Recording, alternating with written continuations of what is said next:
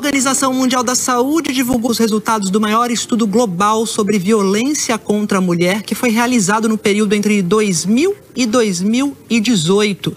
O diretor-geral da OMS disse que 736 milhões de mulheres, quase uma em cada 3 em todo o mundo, sofreram violência física ou sexual pelo menos uma vez na vida, seja pelo parceiro ou por um desconhecido. Os números são altos e não são só números. São mulheres, muitas, com histórias particulares de vida e episódios de violência sexual, física ou mesmo psicológica em comum. Infelizmente, também comum é o desafio de quebrar o silêncio e contar a experiência de sofrimento a amigos, familiares, profissionais de saúde e ainda formalizar uma denúncia. Isso vem mudando aos poucos. Mulheres que sofreram abuso ou violência têm conseguido relatar o ocorrido, encorajadas por outras mulheres que vão a público e contam suas histórias. De um tempo para cá, a gente tem percebido que esses casos emblemáticos, midiáticos, eles acabam muitas vezes trazendo outras pessoas para se juntarem a essas queixas, né? Porque o que a gente vê é que uma mulher fortalece a outra, por isso que é tão importante elas se reconhecerem nos outros relatos. Essa é a opinião da psicóloga Daniela Pedroso, especialista no atendimento a vítimas de violência sexual. Ela afirma que casos que se tornaram conhecidos ajudam a trazer à tona, de alguma forma, histórias de 20, 30 anos atrás e que se transformam em denúncias. Aconteceu assim, por exemplo, com a revelação dos abusos do autoproclamado médium João de Deus. Falou comigo que eu ia ser curada, que era para eu rezar. Eu fiz isso. E ele começou a passar a mão em mim. Passou no meu peito, na minha vagina, no meu bumbum. E eu tava confusa, sabe? Eu não tava entendendo. Eu chorava muito. E ele falou assim, calma, isso faz parte do tratamento. Isso faz parte da cura. Ou mais recentemente com os casos de violência obstétrica e sexual atribuídos ao médico Renato Calil. Ele nega as acusações que seguem em investigação e que eventualmente até já prescreveram. Mas esse episódio, entre tantos outros, faz com que a gente discuta as dificuldades de as mulheres exporem as violências sofridas, barreiras que mantêm relatos e traumas guardados por décadas. Quais são os sentimentos em jogo e os desafios que impedem uma vítima de romper o silêncio sobre uma violência? O quanto o fato de o eventual agressor ser famoso dificulta esse processo? E apesar das marcas que permanecem de uma situação de abuso ou violência, o que é possível fazer para tentar virar a página e seguir? Esses são os temas do Ao Ponto desta segunda-feira. Eu sou o Roberto Maltic, estou com a Elisa Martins, a quem agradeço muito pela parceria durante as férias da Carol Moran, que volta aqui para nossa conversa diária a partir de amanhã. No episódio dessa segunda-feira, eu e a Elisa conversamos com a psicóloga Daniela Pedroso, especialista no atendimento de casos de violência contra a mulher em São Paulo há 25 anos. Fique com a gente.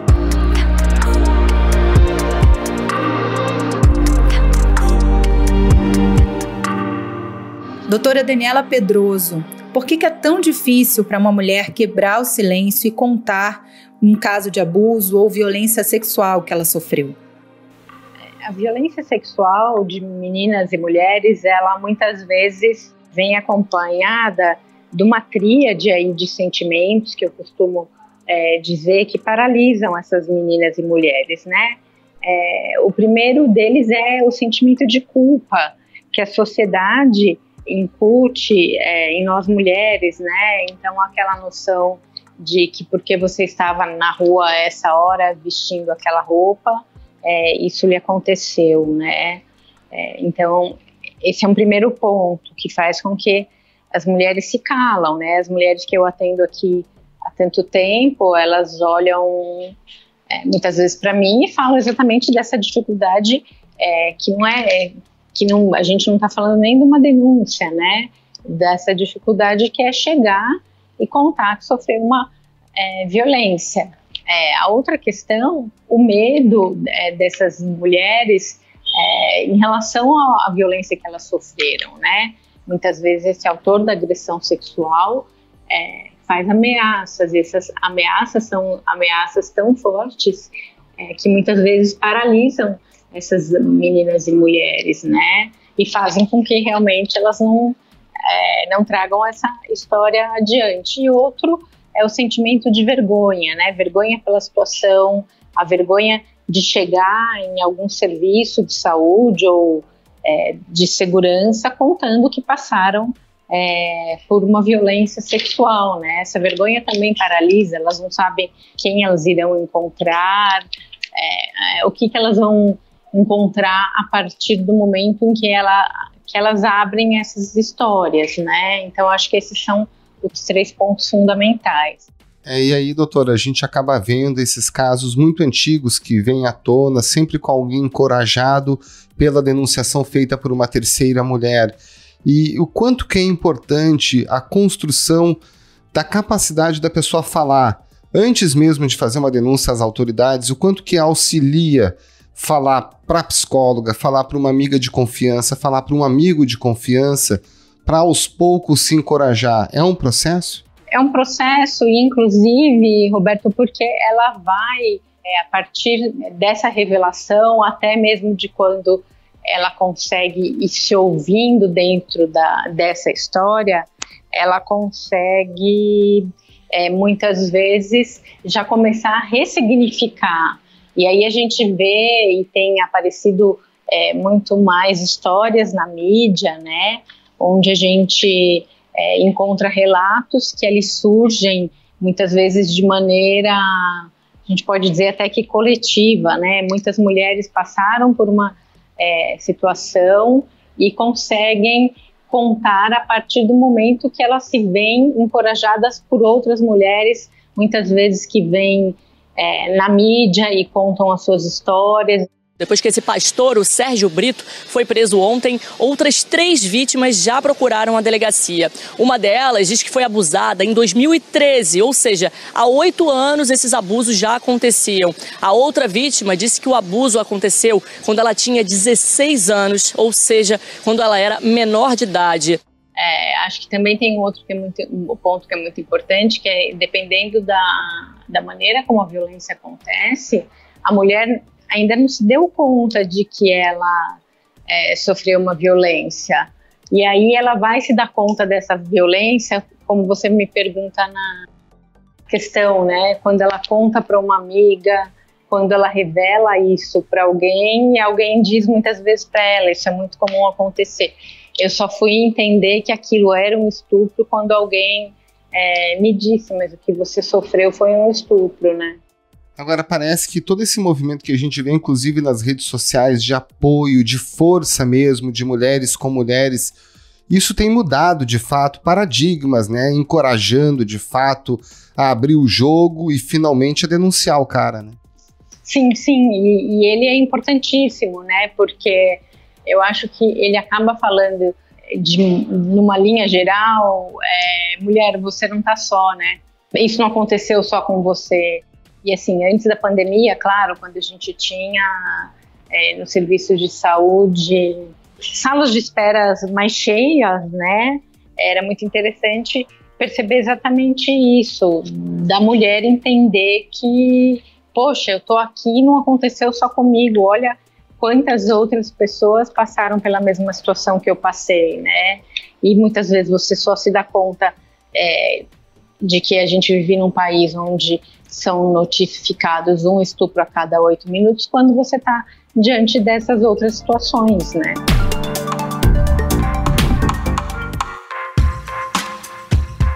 Pois é, doutora, se falar já é difícil, né? Sobre isso, formalizar uma denúncia é ainda mais raro, né? Muitas vezes.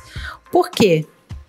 Exatamente pelo que eu falei antes, né? Existe todo esse medo, essa vergonha, essa culpa. A sociedade, a gente vive numa sociedade patriarcal, machista, que ainda julga o comportamento de meninas e mulheres, né? Então, isso é um determinante para que as coisas fiquem exatamente nesse pé, né? Como que eu vou chegar numa delegacia e contar o que me aconteceu, se nem em casa eu contei para minha mãe e eu fui desacreditada, eu fui culpabilizada? Como vai ser eu chegar num lugar e trazer a minha história? Porque é isso, o estupro, na maioria das vezes, ele não deixa marcas. Acho que esse é um ponto muito importante. Nenhuma mulher, na hora que é estuprada, tem uma prova daquele crime. E aí, como é que eu chego num lugar dizendo que aquilo aconteceu se eu não tenho como mostrar, e como é que as pessoas vão acreditar nela, né? Na cabeça dela, ela precisa provar aquilo de alguma maneira, né? Exatamente, porque muitas vezes a mulher, ela também acha que ela não vai conseguir provar, que vai ser a palavra dela contra a do agressor. Como é que se comprova judicialmente algo que aconteceu entre duas pessoas ali, às vezes numa sala, num quarto, na rua? Então, na verdade, não se comprova, Elisa. Na verdade, a gente trabalha com a palavra da mulher, a gente trabalha, principalmente na saúde, legitimando o relato dessa menina, dessa mulher em situação de abuso sexual. Isso não pode ficar só nas redes sociais. A gente tem que adotar providências com relação a isso. Por isso que tem que procurar os órgãos responsáveis, procurar a delegacia da sua cidade, procurar a polícia militar, o que estiver mais perto para poder fazer essa denúncia. E para atendê-la enquanto psicóloga, a gente não vai atrás das histórias, né? A gente escuta aquilo e trabalha com aquilo que é a realidade psíquica dessa paciente, né? Então, assim, pra gente na saúde, isso não precisa em nenhum momento ser comprovado, né? E quando a gente fala de estupro, a gente fala de situações onde a mulher vai contar, vai relatar que aquilo aconteceu de fato, e a gente tem que imaginar que o sistema de justiça também vai dar credibilidade para a palavra dessa mulher com esse relato de abuso sexual. O que muitas vezes não acontece, né, doutora? Muitas vezes na justiça só a palavra da mulher não basta. Não basta, né? Mas existe uma lei que ela diz que a palavra da mulher basta, né? Então, é uma dicotomia, né? Mas ela deveria bastar, né? É poderoso. Quem é que acreditaria numa pessoa simples como eu? Quem é que iria acreditar na minha história? Agora nós temos força. Agora nós não somos só uma. Nós somos várias. Doutora, a gente tem visto recentemente casos que envolvem pessoas públicas com reconhecimento, notoriedade, né? E que a sociedade vê nessas pessoas confiança, uma série de sentimentos que vão contra, por exemplo, dizer que aquele cara é um abusador, cometeu algum tipo de assédio grave, causou um trauma. O quanto que isso tem dificultado a vida das mulheres vítimas de abuso quando o seu antagonista, o cara que cometeu o crime, é um cara reconhecido na sua área de atuação? Aí isso vai dificultar mais ainda a busca dela por ajuda, a denúncia, a busca pela justiça, porque vai um pouco daquele pensamento, né? Quem vai acreditar em mim diante de um relato de uma pessoa tão notável, de uma pessoa tão, teoricamente, e entre aspas, acima de qualquer suspeita, né? Então eu acho que isso dificulta, sim, a busca dessas meninas e mulheres pela denúncia, pela justiça, e muitas vezes elas se calam. E aí por isso que eu falo anteriormente o quão é importante que elas encontrem esse respaldo na palavra de outras meninas e mulheres, né?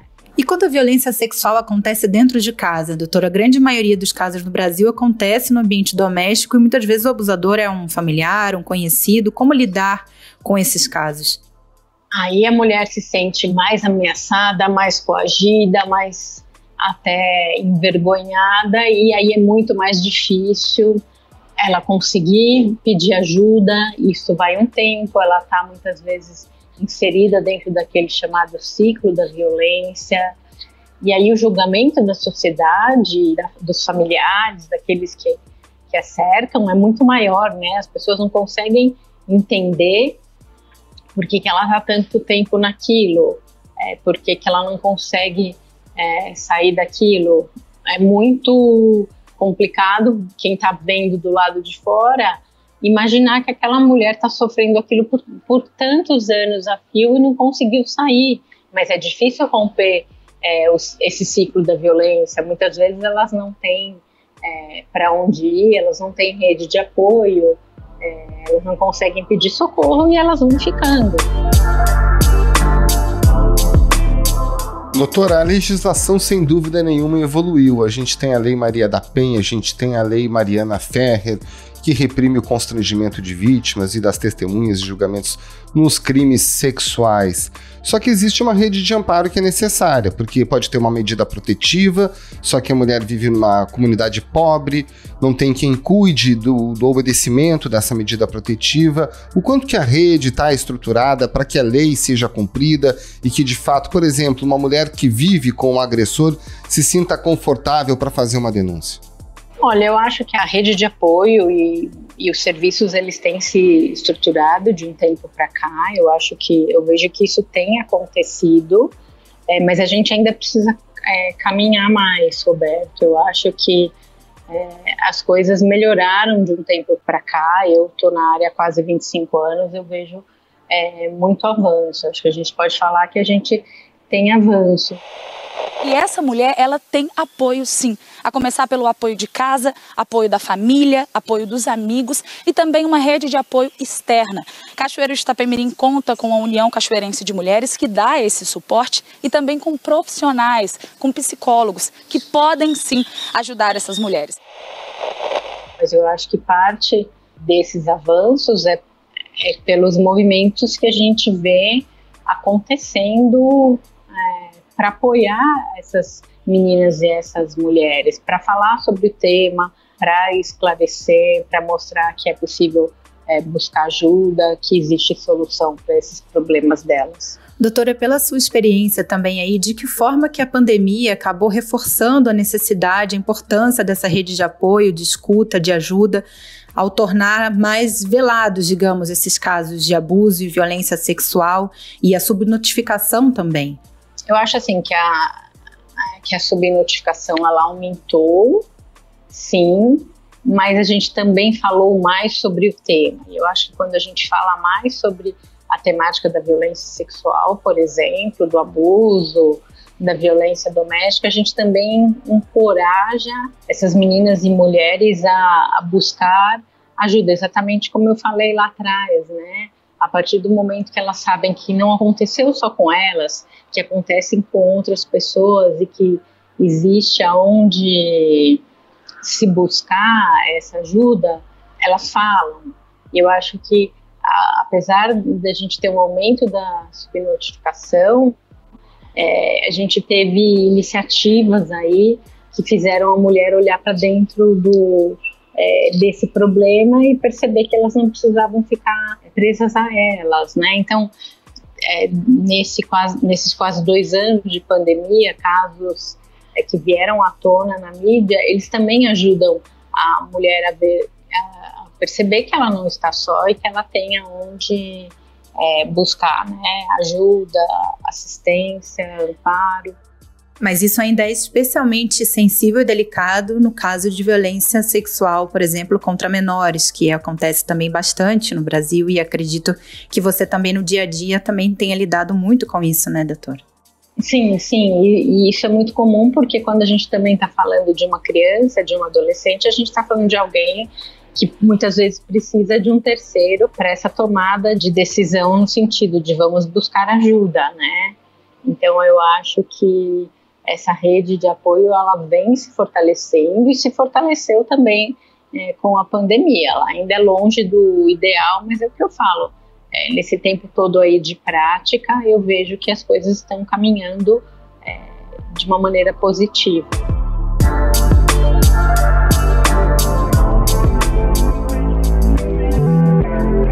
Doutora, e quando existe uma violência sexual que a própria justiça não leva a sério ou minimiza a ocorrência dessa violência? Por exemplo, quando são casos de homens que abusam, que ejaculam em mulheres no transporte público, E quando isso é levado à justiça, é entendido como importunação sexual, não violência sexual com a força da expressão. Como é que esse tema deve ser tratado? É que a importunação sexual, ela também é um tipo de crime sexual, né? Eu acho que também a gente tem uma lei que é de 2018 e eu acho que isso também caminhou. Antes não existia criminalização para isso, não se falava sobre isso. Eu acho que isso está caminhando também, mas é isso. Nós estamos falando de uma lei que tem apenas 3 anos, né? Então, muita coisa ainda vai acontecer, mas eu acho que sempre o importante é que a gente está conseguindo mobilizar e conscientizar a sociedade que é isso, um homem tocar, ejacular numa mulher num transporte público é um tipo de crime. Ele não é chamado de estupro, mas ele é chamado de importunação sexual e a partir daí advém penas para esses autores de agressão sexual, né? Mas eu acho que a gente ainda falha porque a gente não tem ali, então, por exemplo, alguém que de fato possa chegar e autuar aquele autor dessa agressão sexual num trem, no metrô, num ônibus, né? Isso acontece ainda muito raramente. Então é o que eu digo, por isso que eu falo, é uma lei nova. Eu acho que com o tempo as coisas vão melhorar no sentido de que as mulheres já estão pedindo por mais ajuda nessas situações, mas o sistema de justiça precisa ser mais efetivo nessa proteção, né? Doutora, como é que a senhora observa esses casos de violência obstétrica que tem vindo à tona? E a gente tem falado de violência igualmente, né, de trauma igualmente, de mulheres que estão absolutamente sensíveis porque elas estão no momento do parto. E o meu parto, como foi usado numa aula, né, de obstetrícia, ele ensinou o que não se deve fazer no corpo de uma mulher em trabalho de parto. Como é que a senhora encara essas pacientes e como é que a senhora avalia? Olha, eu não trabalho com isso diretamente, mas assim, o meu entendimento é que são pessoas que também têm um grau de sofrimento psíquico, exatamente por passarem por um tipo de violência que é diferente. A questão aqui não é comparar o que é mais grave, o que é mais sério, o que é mais pesado, mas que também estão passando por um tipo de violência e que isso as traumatiza, assim, como você bem colocou, e que isso precisa ser olhado. Eu acho que, de novo, quando esses casos emblemáticos vêm à tona e essas mulheres conseguem trazer essas histórias, de novo, outras mulheres se juntam a esse coro e a gente vai vendo o quanto isso é muito mais comum. E também acho que a exemplo dos outros casos que a gente tem visto aí, principalmente nesses 2 últimos anos, eu acho que isso, de uma maneira que não é a melhor, mas acaba contribuindo para o debate e a conscientização sobre o tema. Doutora Daniela Pedroso, muito obrigado pela sua participação aqui no Ao Ponto. Um abraço e uma ótima semana. Obrigada, doutora. Um abraço. Até a próxima. Obrigada, igualmente a vocês.